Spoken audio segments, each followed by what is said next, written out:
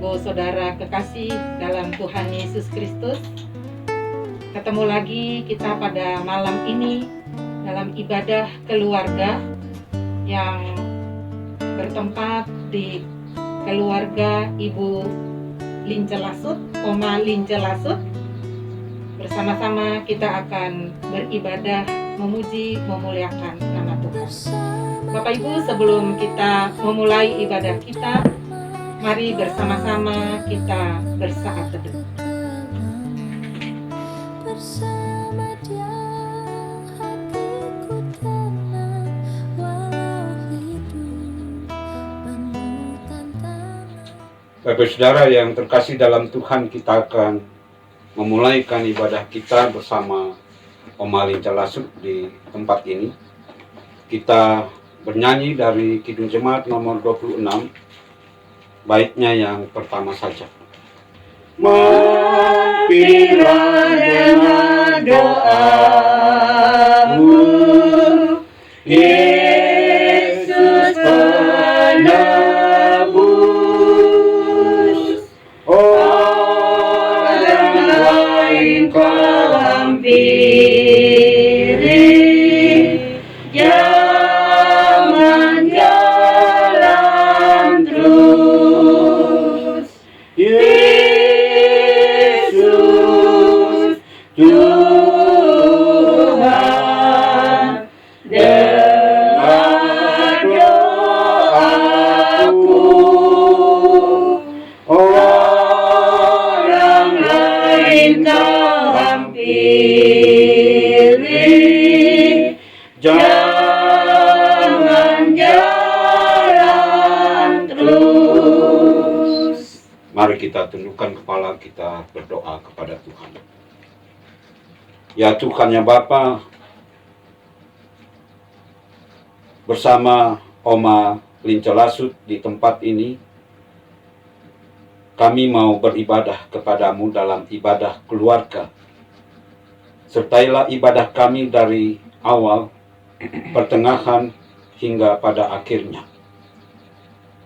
Dan ketika kami membaca dan merenungkan sebagian kesaksian firman-Mu, biarlah dalam bimbingan Roh Kudus kami dimampukan untuk memahami kehendak-Mu.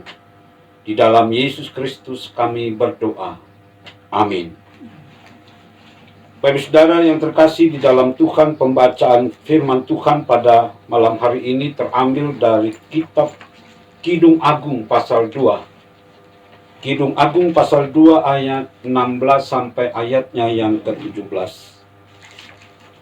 Yang berkata demikian, kekasihku, kepunyaanku, dan aku kepunyaan Dia yang menggembalakan domba di tengah bunga bakung. Sebelum angin senja berembus dan bayang-bayang menghilang, kembalilah kekasihku. Berlakulah seperti kijang atau seperti anak rusa di atas gunung-gunung tanaman rempah-rempah. Demikianlah firman Tuhan. Yang berbahagia kita yang mendengarkannya dan kita mau melakukannya dalam hidup beriman.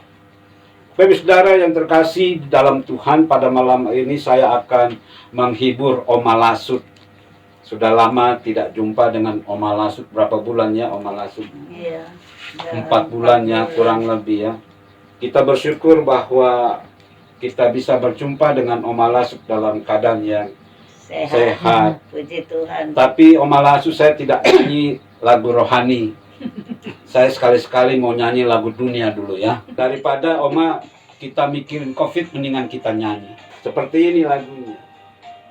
Teganya hatimu padaku, sayang. Kau pergi tinggalkan diriku sendiri.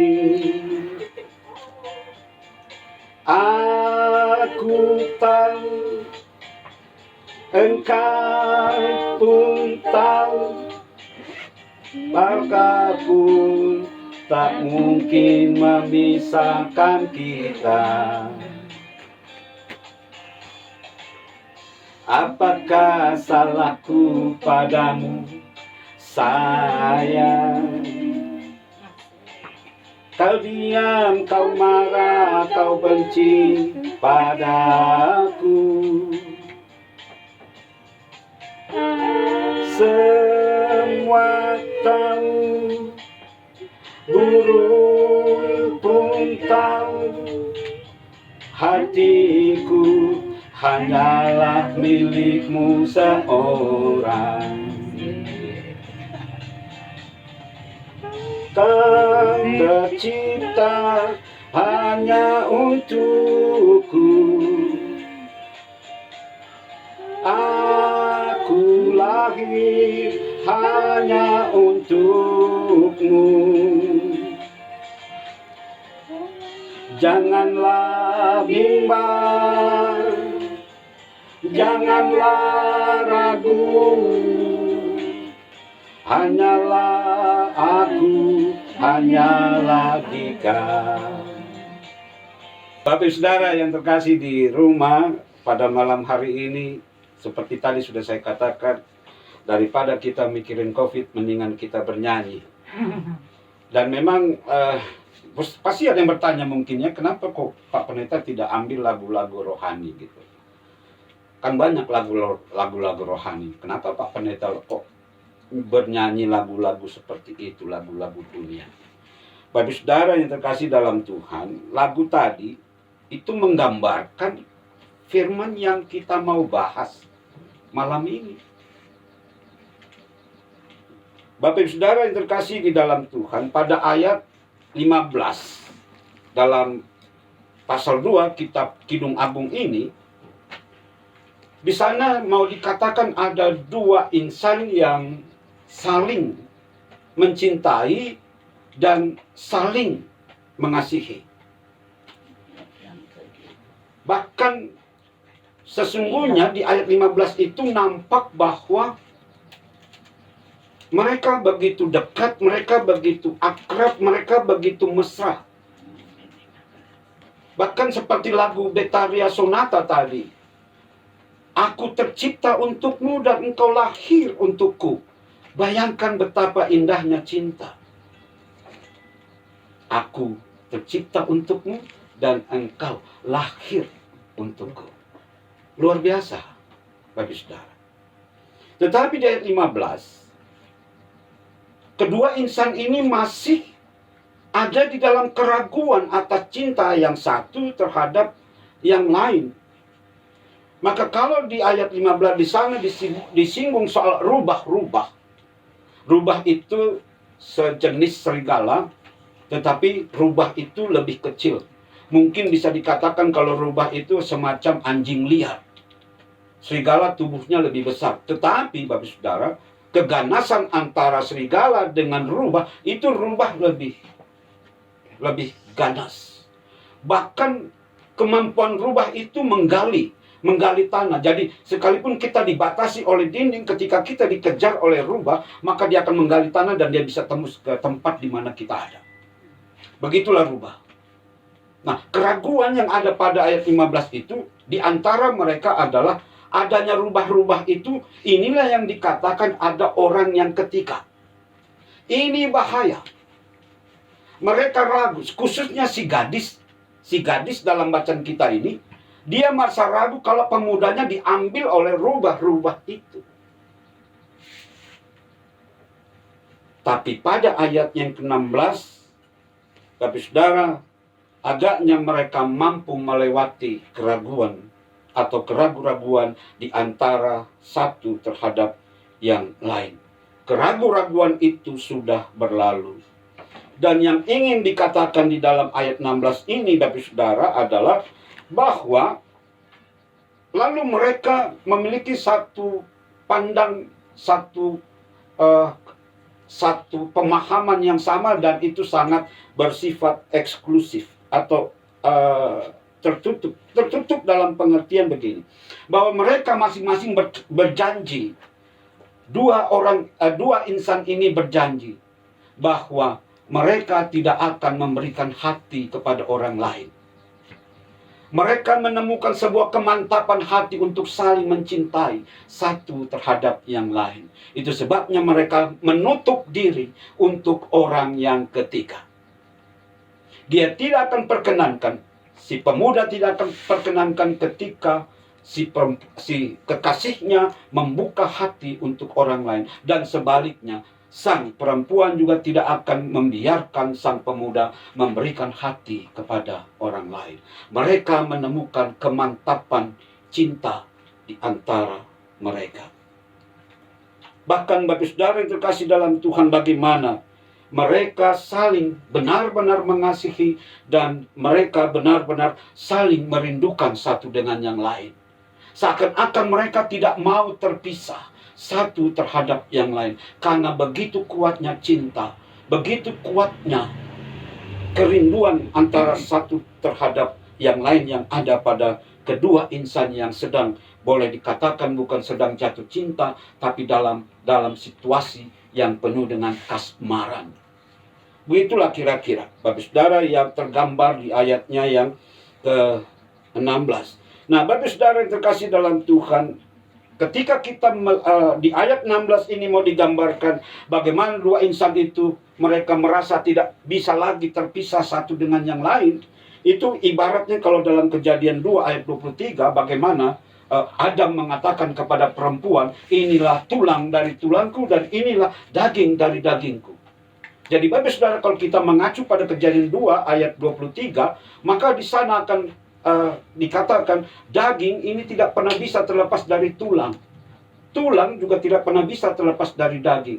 Bilakah tulang dan daging ini berpisah, Bapak Saudara? Ketika manusia itu sudah mati, baru tulang dan daging ini terpisah. Tapi selama manusia hidup, daging dan tulang dia akan melekat satu terhadap yang lain. Begitulah cinta dua insan ini yang digambarkan pada ayat yang ke-16. Di ayat 15 mereka ragu-ragu, tetapi kemudian mereka menemukan cinta yang dalam di antara mereka berdua, sehingga tidak lagi kemungkinan bagi orang lain untuk mencintai di antara mereka berdua. Lalu Bapak Saudara yang terkasih dalam Tuhan, kesadaran seperti itu menjadi penting, mengingat kalau kemarin saya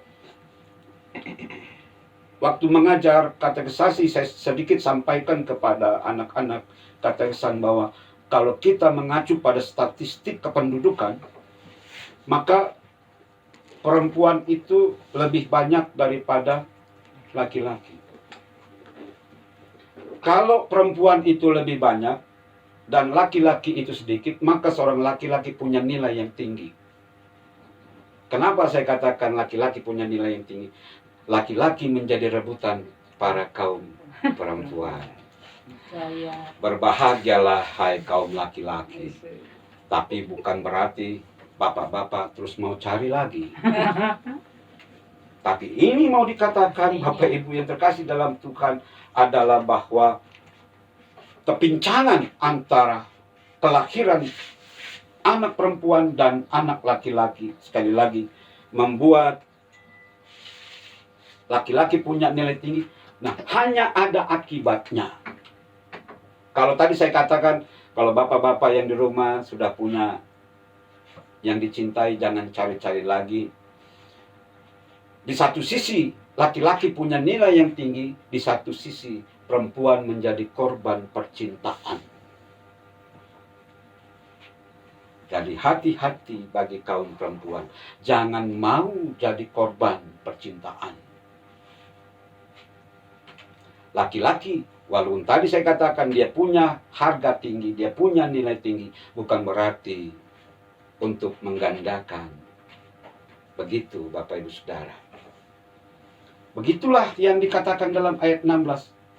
Aku tercipta untukmu dan engkau lahir untukku. Sangat kuat cinta ini. Bapak Saudara yang terkasih dalam Tuhan, kalau kita masuk ke ayat 17. Yang pertama-tama di sana dikatakan sebelum angin senja berhembus. Bapak saudara yang terkasih dalam Tuhan, angin ini bukan angin biasa. Angin ini bukan seperti anginnya kipas angin di samping saya ini. Tapi angin ini dia sepoi-sepoi. Lalu dengan ungkapan yang begitu begitu romantis, kadang-kadang ada satu ungkapan, angin berhembus membelai wajahmu. Waduh, nikmat sekali sepertinya. Angin berhembus sepoi-sepoi membelai wajahmu. Seperti itu angin ini. Jadi bukan angin biasa-biasa, bukan seperti angin kipas angin ini, tapi angin yang membelai wajah. Nah, Bapak Saudara yang terkasih, jadi artinya angin di sini adalah angin yang penuh dengan romantisme. Nah, dalam bahasa puisinya, Bapak Saudara, di sini mau dikatakan, mau digambarkan bahwa memang seperti tadi sudah saya singgung sebenarnya, bahwa si perempuan dan si pemudi sama si pemuda ini, mereka benar-benar sedang ada di dalam asmara atau mereka sedang kasmaran. Nah, Bapak Saudara, di sini dikatakan bahwa angin itu berhembus hingga sehingga fajar angin ini berhembus, begitu maksudnya. Nah, Bapak Saudara yang terkasih dalam Tuhan, artinya angin yang sepoi-sepoi membelai wajah ini itu pada waktu pagi hari. Jadi bukan pada malam hari. Jadi pada waktu pagi hari, ketika mereka sedang bercengkerama, sedang kalau populernya itu, kalau di film-film itu kencan. Ya, ketika mereka kencan, angin sepoi-sepoi membelai wajah si perempuan, dan itu pada pagi hari. Nah, Bapak Saudara yang terkasih, kalau dikatakan berhembus sebelum angin senja berhembus dan bayang-bayang menghilang, artinya mereka cukup intens dan cukup lama mereka berbincang-bincang dari pagi sampai senja. Dari pagi sampai sore, tidak terasa memang Bapak Ibu kalau kita sedang jatuh cinta, bukan? Waktu itu sangat tidak terasa. Bahkan walaupun kita sudah bincang-bincang dari pagi sampai sore, begitu berpisah, rasanya rindu luar biasa. Kayak kita setahun nggak pernah ketemu. Tapi kalau nggak tahu, kalau sudah sekarang, mungkin waktu pacaran begitu ya Bapak Ibu ya. Ingat loh Bapak Ibu waktu pacaran bagaimana dulu. Ya. Kalau sekarang mungkin enggak. Ya. Tapi zaman-zaman ketika kita jatuh cinta, bapak-bapak jatuh cinta, ibu-ibu jatuh cinta, ya kira-kira seperti itulah. Waktu itu bukan satu halangan. Dari pagi sampai sore. Bahkan yang mau dikatakan di sini bahwa mereka bukan saja sampai sore, tetapi mereka sampai malam. Nah, itu sebabnya di sini bahwa karena sudah sampai malam, tiba-tiba di sini dikatakan angin senja berhembus dan bayang-bayang menghilang. Tiba-tiba kembalilah kekasihku. Bagaimana ini? Padahal tadi saya katakan bahwa mereka sedang berkencan dari pagi sampai malam. Lalu tiba-tiba di sini kembalilah. Ini agak sulit untuk kita pahami Bapak Ibu. Nah, bagaimana memahami lompatan ini? Sedang berkencan tapi tiba-tiba si perempuan katakan kembalilah. Bapak Saudara, sesungguhnya sebelum ada permintaan kepada si pemuda yang dicintainya itu kembali, pada waktu malam hari, si gadis atau si pemudi ini, dia menyuruh si pemuda ini pulang karena sudah malam. Jadi sebelumnya itu si pemudi meminta kepada pemuda ini untuk pergi pulang karena hari sudah larut malam. Jadi Bapak Saudara, dari sini kita dapat memahami, lalu ada kata kembalilah kekasihku. Artinya kembalilah besok karena aku terus merindukanmu. Luar biasa. Mungkin waktu itu pemudanya nggak kerja. Jadi Si pemudi meminta si pemuda kembali lagi. Kembali di mana? Kembali di tempat mereka berkencan. Lalu mereka berkencan di mana? Bapak saudara, di Palestina itu ada bukit-bukit, ya, bukit-bukit, dan bukit-bukitnya banyak begitu. Dan bukit-bukit itu sangat subur, ya, dan itu bukit-bukit di Palestina itu memang melambangkan kemakmuran, melambangkan kesejahteraan, melambangkan kedamaian, melambangkan ketenangan. Karena ada kemakmuran dan sebagainya itu tadi, Bapak Saudara. Bahkan di dalam bacaan kita dikatakan bahwa di bukit-bukit itu tumbuh tanaman rempah-rempah. Nah, rempah-rempah inilah hasil, boleh katakan kalau dalam istilah kita itu penghasilan asli daerah. Rempah-rempah inilah yang menjadi PAD mereka. Nah, ini gambaran yang diberikan kepada kita di mana tempat mereka berkencan. Ternyata mereka berkencan di bukit-bukit itu. Mereka kenapa berkencan di bukit-bukit itu? Bukan karena ingin melakukan sesuatu. Mereka merasakan ada ketenangan, ada hembusan angin yang membelai wajah tadi. Di situ mereka merasakan ketenangan, kedamaian. Ini yang mereka rasakan. Jadi si pemudi meminta si pemuda untuk kembali di tempat di mana mereka berbincang-bincang. Lalu mereka merasakan kedamaian. Tetapi, Bapak Ibu Saudara yang terkasih dalam Tuhan, bahwa kedamaian yang ingin dikatakan di sini adalah bahwa bukan persoalan angin yang berhembus sepoi-sepoi membelai wajah. Bukan wangi-wangian dari pohon rempah-rempah yang tertiup oleh angin yang sepoi-sepoi yang membawa harum. Bukan itu. Tetapi mereka membangun dua insan yang sedang kasmaran ini. Mereka bukan membangun nafsu, tetapi mereka membangun bagaimana mereka bisa berjalan bersama-sama di dalam ketenangan, di dalam kedamaian.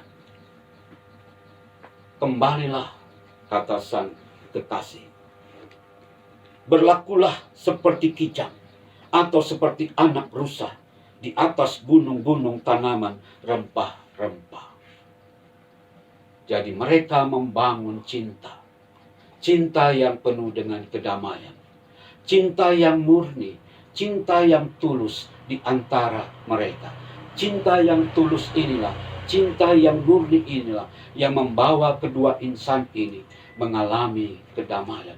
Itu sebabnya tadi saya katakan, Bapak Saudara, mereka merasa tidak ingat, sepertinya tidak ingat waktu ketika mereka berbincang-bincang. Mereka sepertinya sudah tidak ingat apa-apa karena mereka merasakan satu dengan yang lain dapat memberikan ketenangan dan memberikan kedamaian. Itu sebabnya sekali lagi, Bapak Saudara, mereka saling merindukan untuk berjumpa kembali. Bapak Saudara yang terkasih dalam Tuhan, yang menjadi perenungan buat kita sekarang ini adalah sesungguhnya kita bicara tentang pergaulan anak-anak muda di era globalisasi, di era modernisasi. Di era globalisasi, anak-anak muda sekarang menuntut satu kebebasan.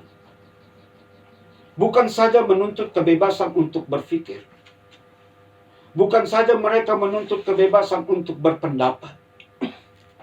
Tapi mereka juga menuntut satu kebebasan secara khusus di bidang seks.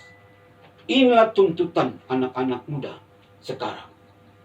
Mungkin ini belum begitu terasa di Indonesia, tetapi khususnya di daerah-daerah dalam konteks Indonesia, mungkin di daerah-daerah belum terasa, tetapi agaknya di daerah-daerah hal ini pun sudah mulai menyusup di kehidupan anak-anak muda.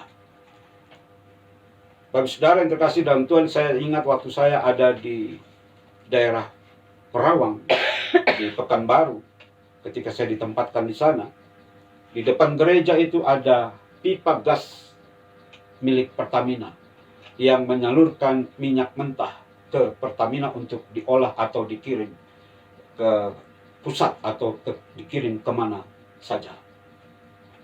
Bapak saudara, setiap sore di sana saya lihat pemuda-pemudi berpacaran duduk di atas gas itu. Dan yang saya lihat Bapak saudara, kebetulan di sana tidak ada lampu di situ, jadi gelap-gelapan.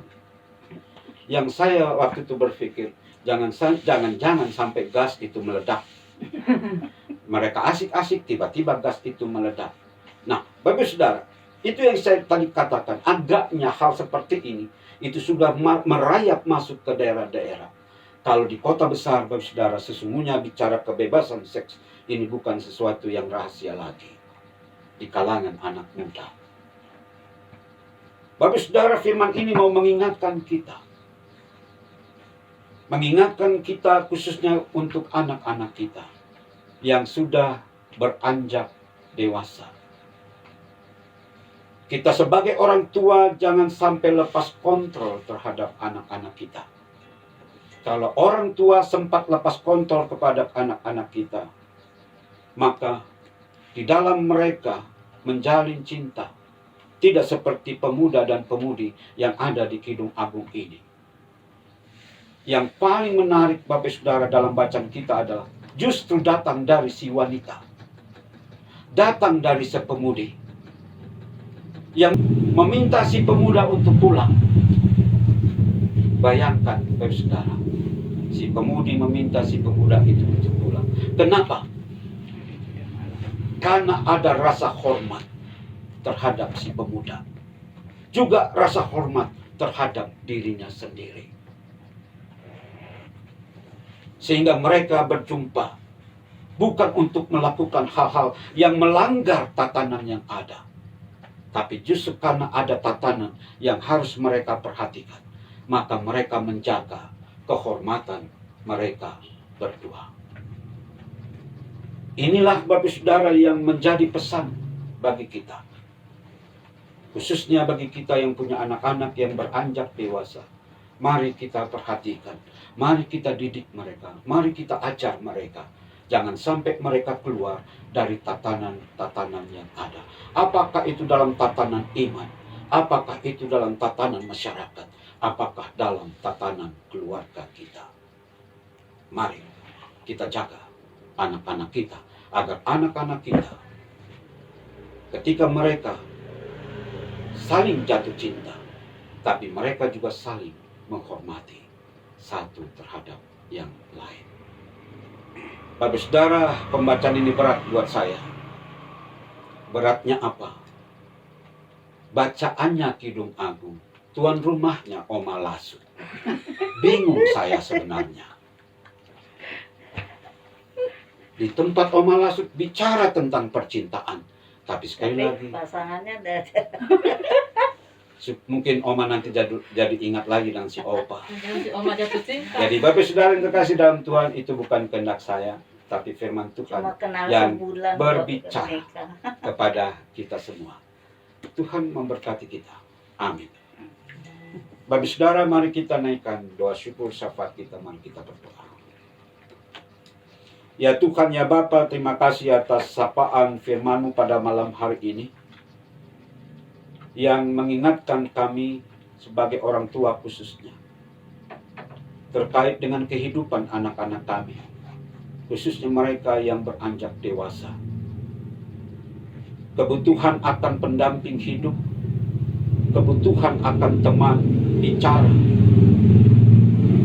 Biarlah kiranya Tuhan Bapa melalui firman-Mu pada malam hari ini, kami pun mengajarkan kepada anak-anak ketika mereka membutuhkan itu semua, maka biarlah kiranya mereka juga saling menghormati satu terhadap yang lain. Mampukan juga anak-anak kami agar mereka tidak keluar dari tatanan yang ada, baik tatanan iman, tatanan dalam masyarakat, tatanan dalam persekutuan gereja-Mu. Sehingga ya Tuhan ya Bapa, anak-anak kami kelak mereka benar-benar mendapatkan pendamping hidup yang betul-betul mencintai anak-anak kami. Sehingga kalau saja anak-anak kami membangun kehidupan rumah tangga dan keluarganya, maka anak-anak kami bertumbuh di dalam cinta. Mereka mengalami ketenangan, mereka mengalami kedamaian, bahkan mereka mengalami kebahagiaan. Untuk itu ya Tuhan ya Bapa, mampukan kami sebagai orang tua untuk dapat menjaga kehidupan anak-anak kami. Dan di dalam kesempatan malam ini secara khusus kami berdoa untuk Oma Lasut di masa tuanya. Biarlah kiranya Tuhan ya Bapa, di tengah-tengah ia menjalani masa tuanya, dia juga masih punya pergumulan. Dia juga masih punya harapan. Untuk itu kami berdoa untuk Oma Lasut. Biarlah kiranya Oma Lasut terus ada di dalam penyertaan dan pemeliharaan Tuhan. Di tengah-tengah pergumulan dan pengharapannya, biarlah cinta kasih Tuhan yang menjawab di tengah-tengah kehidupan Oma Lasut. Bahkan kami juga berdoa untuk kehidupan anak-anak dan cucu-cucunya. Biarlah kiranya Tuhan Bapa Engkau juga menolong mereka di dalam kehidupan berkeluarga, di dalam menghadapi berbagai macam tantangan dan persoalan. Ya Tuhan ya Bapa, biarlah kiranya pertolongan-Mu, cinta kasih-Mu yang Kau nyatakan kepada Oma Lasut dan kehidupan keluarga besarnya, dimanapun berada. Biarlah kiranya Tuhan Kau juga berlakukan di dalam setiap kehidupan rumah tangga dan keluarga kami. Kami berdoa untuk Jemaat Immanuel Semarang di dalam menjalankan panggilan pengutusan dan pelayanan kesaksiannya. Di tengah-tengah pergumulan yang ada, kami terus meletakkannya di dalam tangan kuasa Tuhan. Dan kami berdoa untuk seluruh warga jemaat di Immanuel Semarang. Biarlah kiranya seluruh jemaat Immanuel Semarang adalah kehidupan yang Tuhan berkati. Jika ada yang sakit, Tuhan tolong. Jika ada yang berbeban berat, Tuhan angkat mereka dari penderitaan. Yang pada akhirnya ya Tuhan ya Bapa, biarlah semuanya itu hanya untuk kemuliaan dan kebesaran Tuhan. Ya Tuhan ya Bapa, akhirnya kalau sebentar kami akan tinggalkan keluarga Oma Lasut. Biarlah kiranya Tuhan Engkau tetap tinggal di tengah-tengah kehidupan Oma Lasut dan keluarga. Dan kami semua yang hadir pada saat ini, biarlah kami pulang dengan sukacita, kami pulang dengan damai sejahtera, dan kami pulang membawa berkat dari Tuhan. Ya Tuhan ya Bapa, inilah doa kami yang kami alaskan di dalam nama Yesus Kristus yang telah mengajar kami berdoa. Bapa kami yang di surga, dikuduskanlah namamu, datanglah kerajaan-Mu, jadilah kehendak-Mu di bumi seperti di surga. Berikanlah kami pada hari ini makanan kami yang secukupnya, dan ampunlah kami akan kesalahan kami, seperti kami juga mengampuni orang bersalah pada kami. Dan janganlah membawa kami ke dalam pencobaan, tetapi lepaskanlah kami daripada yang jahat. Karena Engkaulah yang mempunyai kerajaan dan kuasa dan kemuliaan sampai selama-lamanya. Amin. Bapak saudara yang terkasih dalam Tuhan, kita diberi kesempatan untuk menaikkan syukur kita. Mari kita memberikannya dengan kita memuji Tuhan dari Kidung Jemaat 446. Baitnya yang pertama saja. Sambil memberikan persembahan, kita nyanyikan Kidung Jemaat 446 bait yang pertama. Setialah kepada Tuhanmu, dan seterusnya kita nyanyikan bersama. Setialah kepada Tuhanmu, hai kawan yang benar. Setialah sokongannya tentu di jalan yang benar. Dan datang Raja yang berjaya.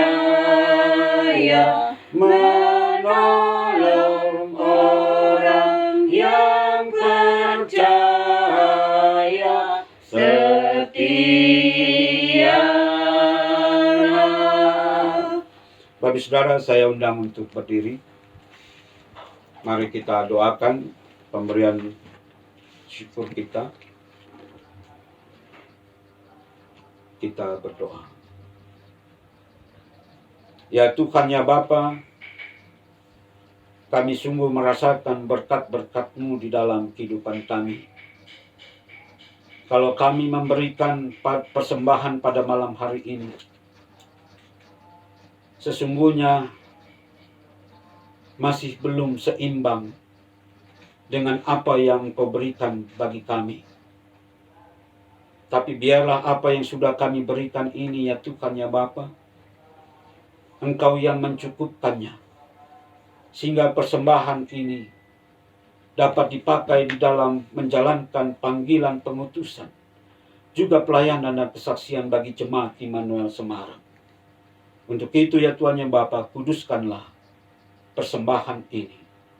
Dan apa yang masih tersisa yang ada pada kami, biar oleh karena hikmat yang daripada-Mu, maka kami pun menggunakannya sesuai dengan apa yang menjadi rencana dan kehendak Tuhan di dalam kehidupan kami. Ya Tuhan ya Bapa, sebentar kami akan keluar dari persekutuan ini. Tapi biarlah ketika kami keluar dari persekutuan ini, kehidupan kami adalah kehidupan yang penuh dengan kegembiraan, kehidupan yang bersukacita, karena kami telah mendapatkan firman-Mu yang mengenyangkan, firman-Mu yang membawa kehidupan kami semakin sehat dan kehidupan kami semakin segar, sekalipun pada saat ini kami menghadapi pandemi COVID-19. Tapi biarlah kami terus bergembira, karena Tuhan yang senantiasa setia di dalam kehidupan kami. Akhirnya ya Tuhan ya Bapa, kami siap untuk menerima berkat-Mu. Kiranya kasih karunia dan damai sejahtera dari Allah Bapa kita dan dari Tuhan Yesus Kristus di dalam persekutuan Roh Kudus kiranya menyertai Oma Lasut di tempat ini, juga menyertai kita sekalian dari sekarang kekal selama-lamanya. Amin. Amin.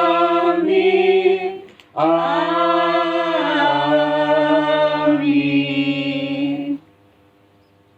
Dengan demikian Bapak Saudara, ibadah rumah tangga kita selesai dan kita berjumpa di Rabu yang akan datang. Tuhan memberkati. Bersama Dia hatiku damai, walau dalam lembah kekelaman. Bersama Dia